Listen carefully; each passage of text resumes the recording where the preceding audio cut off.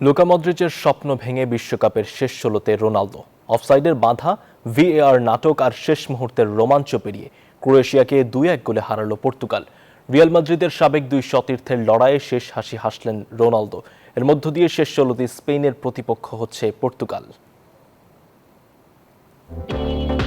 ২০১২ থেকে ২০১৮ এই ৬ বছরে রিয়াল মাদ্রিদের জার্সিতে একসাথে খেলেছেন ২২২টি ম্যাচ, জিতেছেন ১৩টি শিরোপা, যার মধ্যে ছিল ৪টি উয়েফা চ্যাম্পিয়ন্স লিগ। গল্পটা দুই সাবেক সতীর্থ পর্তুগালের ক্রিস্টিয়ানো রোনালদো ও ক্রোয়েশিয়ার লুকা মদ্রিচের। এরপর কেটে গেছে ৮ বছর, আবারও মাঠে নেমেছে দুজন, তবে এবার আর সতীর্থ নয়, বিশ্বকাপের শেষ 32 লড়াইয়ে। ম্যাচের ৪ মিনিটেই রাফায়েল লিয়াওয়ের দুর্দান্ত আক্রমণ থেকে পরপর দুটি শট নেন ব্রুনো ফার্নান্দেজ, তবে দুবারই দারুণ সেভ করেন ক্রোয়েট কিপার ডোমিনিক লিভাকোভিচ। তবে প্রথমার্ধ ছিল গোলশূন্য।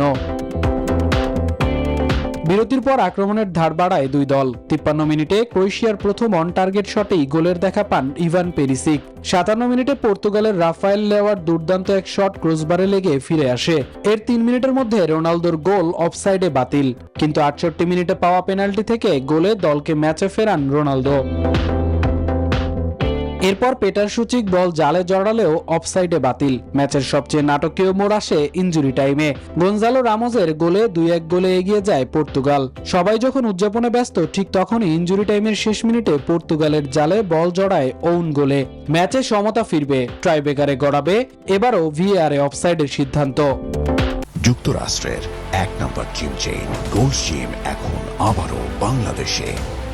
বসুন্ধরা আবাসিক এলাকা ও বসুন্ধরা সিটি শপিং মলে।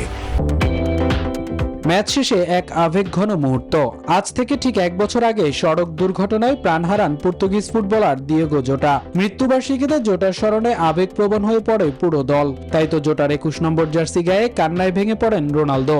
তাকে স্মরণ করেই জয় উদযাপন করতে ভুলেননি এই পর্তুগিজ তারকা। মামুনুর রহমান, নিউজ 24।